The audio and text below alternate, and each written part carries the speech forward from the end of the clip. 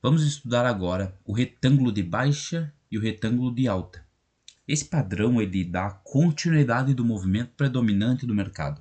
Ou seja, se a gente está em uma tendência de alta, ele vai aparecer, vai se formar no meio dessa tendência para dar continuidade, tá, a ela mesma. Tá? Então, ele vai ser formado no meio de uma tendência de alta, vai formar esse padrão para depois continuar seu movimento de alta.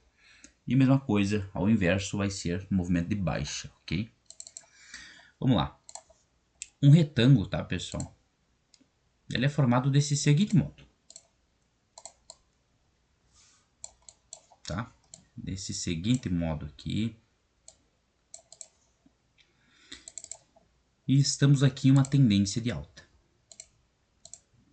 tá? Em algum momento, o preço ali vai começar a formar topos e fundos, tá? No mesmo nível, um suporte e uma resistência, tá, pessoal?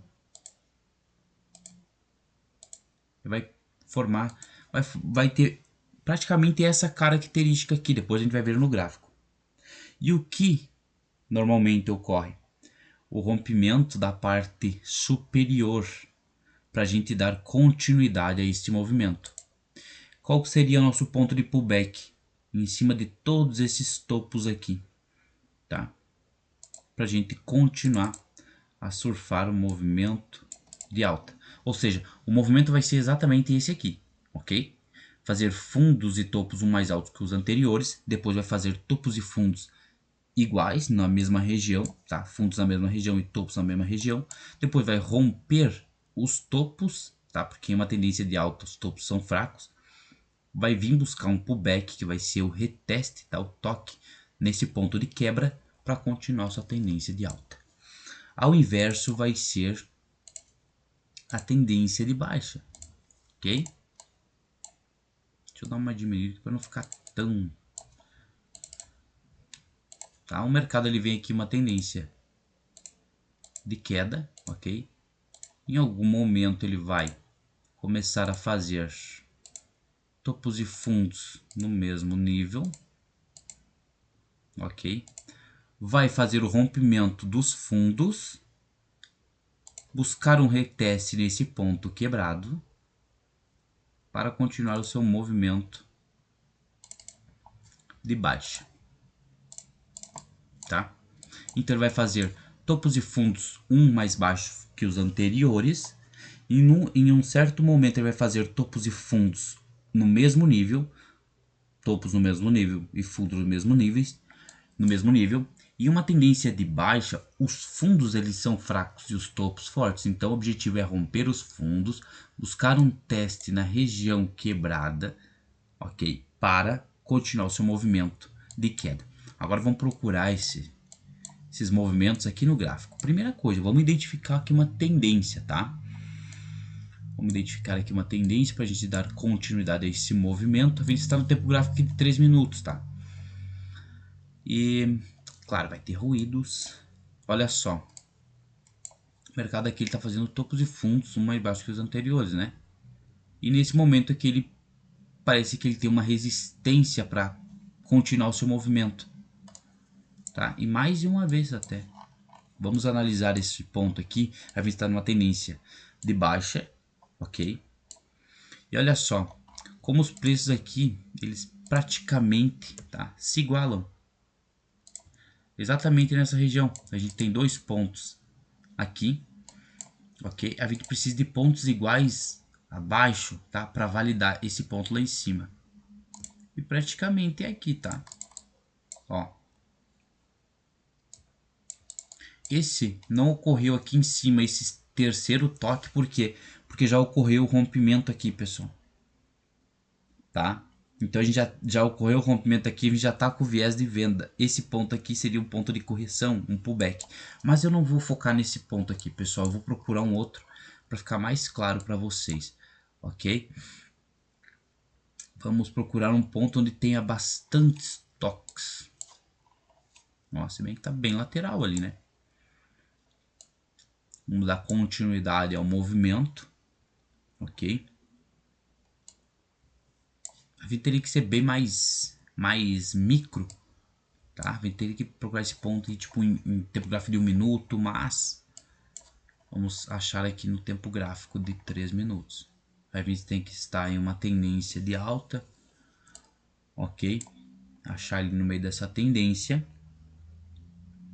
E ao inverso vai ser na tendência de baixa. A gente vai ter que analisar essas subestruturas aqui deles aqui, ó. Por exemplo, olha só aqui, ó.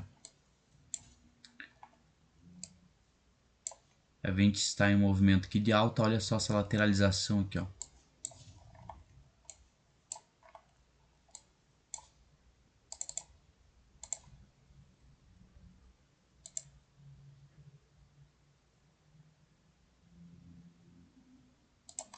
Tá?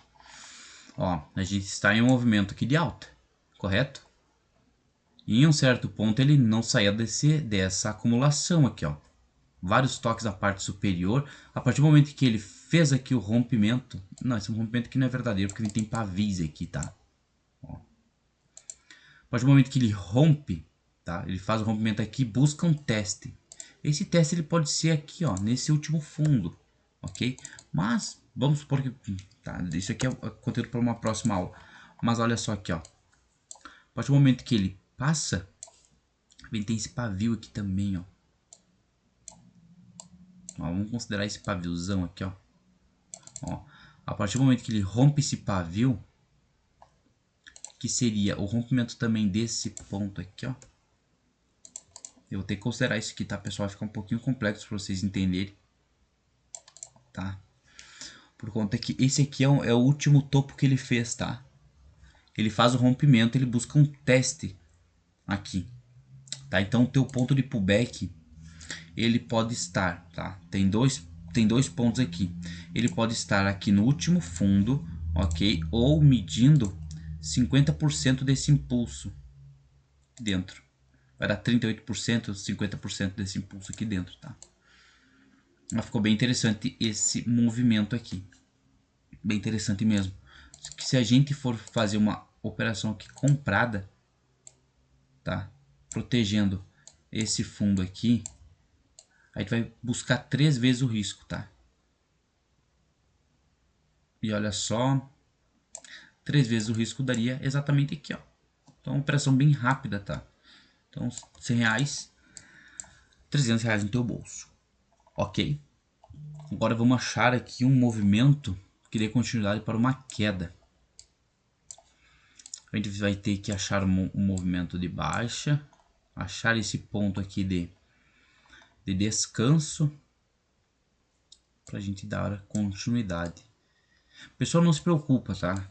Eu tenho que entender isso, eu tenho que... Não se preocupa, vai ter toda uma aula, tá? Mais para frente de validação de cada uma das aulas anteriores, inclusive, tá? Então, não fica preocupado ali em, nossa, não consegui pegar esse ponto, não consegui entender isso, tá? Não fica preocupado.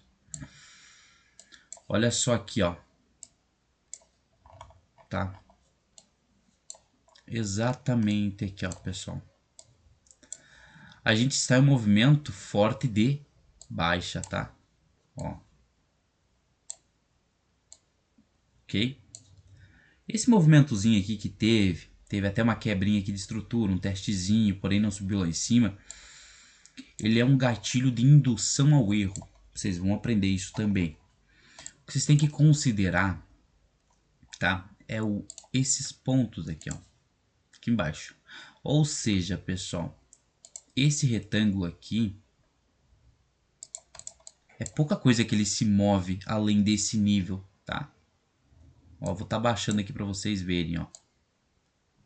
Ele fez aqui o rompimento, mas é pouca coisa que ele se move, tá? E ele volta aqui quebrando esse nível.